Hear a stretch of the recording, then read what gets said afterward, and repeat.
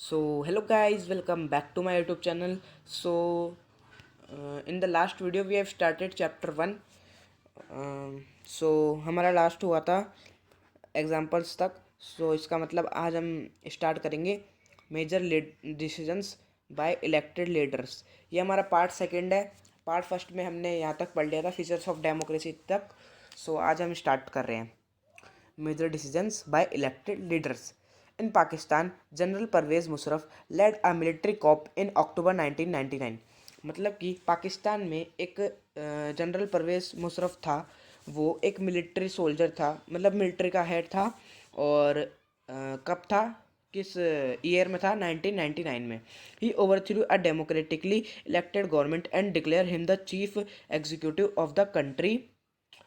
Later, he changed his designation to president and in 2002 held a referendum in the country that granted him a 5-year extension. मतलब कि वो खुद को, मतलब खुद की डेमोक्रेटिक गवर्नमेंट नहीं थी वहाँ पर, और उसने खुद को ही चीफ एग्जीक्यूटिव बना दिया वहाँ का. कहाँ का? पाकिस्तान का.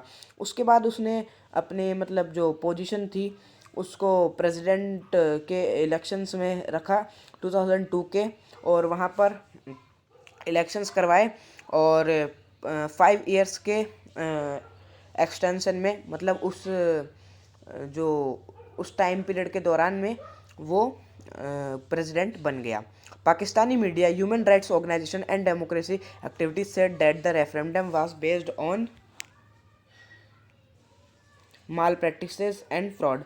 मतलब कि जो पाकिस्तान की जो मीडिया थी वो कह रही थी कि ये जो सब चीज़ें हैं ये इसने अपने फ्रॉड के ऊपर और गलत चीज़ों के ऊपर, जैसे कि लोगों को किसी चीज़ का लालच देना, जैसे फ़ोन देना, और भी कई एग्जांपल्स है. उनके थ्रू लोगों को, अपने लोगों के वोट्स खरीद लिए, इसीलिए ये वहाँ का प्रेसिडेंट बन गया. इन अगस्त 2002 he issued a legal framework order that amended the constitution of Pakistan. According to this order, the president can dismiss the national and provisional assemblies. ये कह रहा है कि अगस्त 2002 में उसने एक लीगल फ्रेमवर्क, मतलब अंडर गवर्नमेंट के अंदर ही उसने एक फ्रेमवर्क अमेंड किया पाकिस्तान के कॉन्स्टिट्यूशन के अंदर. उस ऑर्डर के दौरान प्रेसिडेंट ही मना कर सकता है नेशनल और प्रोविंशियल असेंबलीज को. The work of the civilian cabinet is supervised by a national security council which is dominated by military officers. मतलब कि जो वर्क था सिविलियन कैबिनेट का, और जो वर्क था ना सिविलियन कैबिनेट का, वो किसके थ्रू हो रहा था? नेशनल सिक्योरिटी काउंसिल, जो वहाँ की मिलिट्री ऑफिसर्स की ही थी. After passing this law, elections were held to the national and provincial assemblies. So Pakistan has had elections. Elected representatives have some powers, but the final power rested with the military officers and General Musharraf himself. तो फिर क्या हुआ कि जो पाकिस्तान में जो elections हुए थे, वो उसमें रिप्रेजेंटेटिव्स खड़े हुए थे, मतलब कि जो लड़ने वाले इलेक्शंस, और उसमें कुछ पावर्स भी थी उनके पास. तो उनमें से एक था जनरल मुशर्रफ, और उसने अपने मिलिट्री ऑफिसर्स के साथ साथ अपना पूरा काम किया, और फिर वो प्रेसिडेंट बन गए. Clearly there are many reasons why Pakistan under general Musharraf should not be called a democracy. इसीलिए कई रीजन्स है जो पाकिस्तान जनरल मुशर्रफ के अंडर था और उसे डेमोक्रेसी नहीं कहा जा सकता था, क्योंकि उसने दूसरे प्रेसिडेंट को हटा के खुद को खड़ा कर लिया और इतना बड़ा बना लिया कि वो पाकिस्तान का खुद ही एक लीडर है, और वो अब इलेक्शंस भी नहीं होने देता और कोई चीज़ भी नहीं होने देता, जिसलिए पाकिस्तान में हम डेमोक्रेसी नहीं कह सकते हैं. But let us focus on one of these. Can we say that the rulers are elected by the people in Pakistan? Not quite. मतलब कि अब हम फोकस करते हैं इन चीज़ों के ऊपर. क्या हम बोल सकते हैं कि जो रूलर्स हैं पाकिस्तान के अंदर, वो चुप बैठेंगे? देखते हैं. People may have elected their representatives to the national and provincial assemblies, but those elected representatives were not really the rulers. मतलब कि जो पीपल थे, जो मतलब जो खड़े हुए थे इलेक्शंस में, उनको रिप्रेजेंट किया उन्होंने। और दोनों तरीक़ों से, नेशनल और प्रोविंशियल असेंबलीज के थ्रू। अब जो इलेक्ट हुए थे वो रूलर्स नहीं थे, असली में रूलर्स नहीं थे वो। They can not take the final decisions, वो फाइनल डिसीजंस भी नहीं ले पाते थे। The power to take the final decisions rested with the army official and with general Musharraf, and none of them were elected by the people. अब देखो ये क्या कह रहा है, ये कह रहा है कि जो पावर था वो सिर्फ जनरल मुशर्रफ के आर्मी ऑफिशियल के पास था और सिर्फ उसके पास ही था। और जो ये दूसरे जो रूलर्स हैं ये पीपल के थ्रू इलेक्ट ही नहीं हुए। This happens in many dictatorships and monarchies. They formally have an elected parliament and government but the real power is with those who are not elected. अब ये कई डिक्टेटरशिप्स और मोनार्कीज में हुआ है। ये दोनों वो है जहाँ पर डेमोक्रेसी नहीं होती है, जहाँ पे मोनार्क का रूल होता है, और यहाँ पर की जो गवर्नमेंट है उसके पास रियल पावर, खुद का पावर है। In a few countries the real power was with some external powers and not with locally elected representatives. This can not be called people's rule. मतलब कि अब यहाँ पर है ना कि जो एक्सटर्नल मतलब कुछ थोड़ी बहुत कंट्रीज़ में जो असली वाला पावर है वो बाहरी पावर है, मतलब बाहर से जो पावर आ रहा है ना वो उनका असली पावर है। इसलिए हम वहाँ पे लोगों का रूल नहीं कह सकते, इसलिए हम वहाँ पे डेमोक्रेसी नहीं कह सकते। This gives us the first feature, ये हमको पहला फीचर देता है डेमोक्रेसी का। कौन सा? गाइस मैं आपको बता देता हूँ कि आप इसको जो फर्स्ट फीचर है इसको मार्क कर लेना। In a democracy the final decisions making the power must rest with those elected by the people. मतलब कि जो डेमोक्रेसी में फाइनल डिसीजन लेकर लिया जाता है वो लिया जाता है पावर को बनाने के लिए और पीपल से इलेक्ट होने के लिए। अब पीपल से इलेक्ट नहीं होंगे लोग तो डेमोक्रेसी नहीं होगी। सो अब हम आते हैं free and fair electoral competition. मतलब कि इलेक्शंस में फ्री और फेयर, मतलब कोई चीटिंग नहीं होनी चाहिए और एकदम सिंपल तरीके से इलेक्शंस होने चाहिए। In China elections are regularly held after every 5 years for electing the country's parliament called Quanguo Renmin Daibiao Dahui National people Congress. मतलब कि चाइना के जो इलेक्शंस थे हर बार होते थे, हर 5 साल में होते थे। और उस पार्लियामेंट को क्या कहा जाता था? क्वांगो रेनिमिन डायुबो दाहुई, मतलब कि नेशनल पीपल कांग्रेस। इस मतलब ये सब कुछ लिख रखा है ना, क्वांगो रेनिमिन, ये इसको कहा जाता था national people's congress. The national people's congress has the power to appoint the president of the country. It has nearly 3000 members elected from all over China. मतलब कि जो नेशनल पीपल कांग्रेस है उसके पास पावर है प्रेसिडेंट को appoint करने का, कंट्री के प्रेसिडेंट को अपॉइंट करने के लिए। 3000 मेंबर्स हैं चाइना में इलेक्ट हुए थे जो।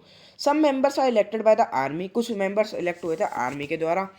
Before contesting elections a candidate needs the approval of the Chinese communist party.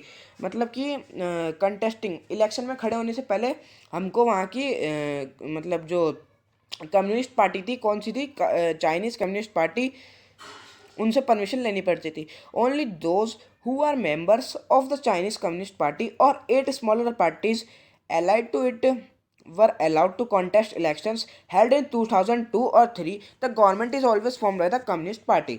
मतलब कि जो मेंबर्स थे कम्युनिस्ट पार्टी के और जो छोटी छोटी मतलब जो 8 छोटी पार्टीज है उनके, तो वो इलेक्शंस को कंटेस्ट कर सकते थे।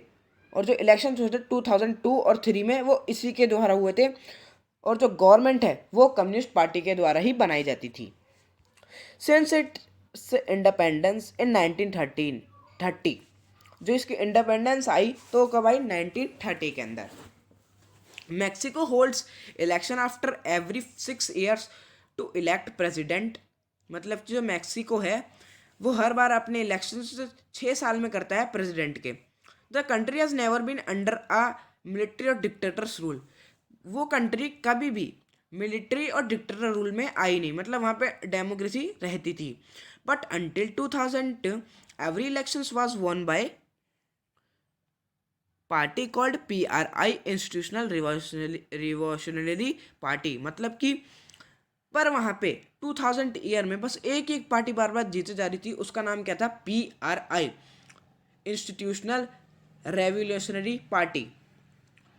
Okay, opposition parties did contest elections, opposition parties elections में खड़े होते थे but never manage to win, और पर कभी भी नहीं जीत पाए। The PRI was known to use many dirty tricks to win elections. यहाँ पे लिख रखा है कि जो PRI पार्टी थी वो कई गंदी हरकतें यूज करती थी इलेक्शंस को जीतने के लिए। अभी मैंने बताया ना आपको, जैसे कि लोगों के वोट्स को खरीदना, वैसे काम करती थी PRI party. All those who were employed in government office had to attend its party meetings, मतलब जो भी वहाँ पर थे उनको गवर्नमेंट ऑफिस में अटेंड होना पड़ता था और मीटिंग को भी अटेंड करना पड़ता था। Teachers of government schools use to force parents to vote for PRI, मतलब जो टीचर्स थे गवर्नमेंट स्कूल्स के और उनके मतलब गवर्नमेंट स्कूल में जो बच्चे पढ़ते थे और उनके पेरेंट्स को भी और टीचर्स को भी, उनको दोनों को फोर्स किया जाता था कि तुम PRI पार्टी को ही वोट करो। Media largely ignored the activities of the opposition political parties except to criticise them. Media भी कुछ ही नहीं कर पा रही थी PRI पार्टी का। Sometimes the polling booths were shifted from one place to another in the last minute. कई बार जो पोलिंग बूथ्स होते हैं, पोलिंग बूथ्स वो होते हैं जहाँ पर हम वोट डाल के आते हैं, उनको भी कभी कभार इधर से उधर शिफ्ट कर दिया था आखिरी मिनट पर, which made it difficult for people to cast their votes. वो बहुत मुश्किल होता था लोगों के लिए वोट्स बांटने के लिए। The PRI spent a large some of money in the campaign for its candidates, मतलब जो PRI पार्टी थी उसने बहुत सारा पैसा खर्च किया था उसके कैंपेन में कैंडिडेट्स के लिए। Should be considered the elections described above as examples of people electing their rulers, क्या हम जो इलेक्शंस है उनको इन एग्जांपल्स के द्वारा इलेक्ट कर सकते हैं इन रूलर्स को? Reading these examples we get a sense that we can not. इन एग्जाम्पल्स को पढ़ के तो लगता है कि हम नहीं कर पाएंगे। There are many problems here in China the elections do not offer the people any serious choice, मतलब कि चाइना में इलेक्शंस तो ऑफर ही नहीं करते पीपल को उसकी चॉइस के ऊपर। They have to choose the ruling party and the candidates approve by it, मतलब जो उनको बताया जाता था, जो कैंडिडेट्स और रूलिंग पार्टी उन्हीं के हिसाब से उनको चलना पड़ता था। Can we call this a choice, क्या हम इसको चॉइस कह सकते हैं? इन द मैक्सिकन एग्जाम्पल, हम मैक्सिकन एग्जाम्पल में क्या पढ़ा हमने? People seem to be really have a choice but in practice they had no choice, मतलब कि पीपल के पास चॉइस है भी और मतलब कई जगह पर चॉइस नहीं भी है। There was no way the ruling party could be defeated, अब मतलब रूल रहेगा तो दूसरी पार्टी कहाँ से जीतेगी? These are not fair elections, इन्हें ये फेयर इलेक्शंस नहीं है, मतलब कि सच्चे इलेक्शंस नहीं है, यहाँ पर बहुत चीटिंग हो रही है इलेक्शंस के अंदर। वी कैन दस एड अ सेकेंड फीचर, हम एक सेकेंड फीचर भी ऐड कर सकते हैं। Holding elections of any kind is not sufficient, the elections must offer a real choice between a political and alternatives, and it should be possible for the people to use this choice to remove the existing rulers if they wish so मतलब कि यहाँ पर जो हमारा second feature है वो हमको समझाएगा कि इलेक्शंस किसी भी काइंड में सफिशिएंट नहीं होने चाहिए और इलेक्शन हमेशा रियल चॉइस के होने चाहिए और पॉलिटिकल और ऑल्टरनेटिव्स में होने चाहिए। ये दोनों टाइप्स हैं और जो इलेक्शंस है वो हमेशा पीपल को अपनी चॉइस के हिसाब से रूलर्स चूज़ करने के लिए फोर्स नहीं करना चाहिए।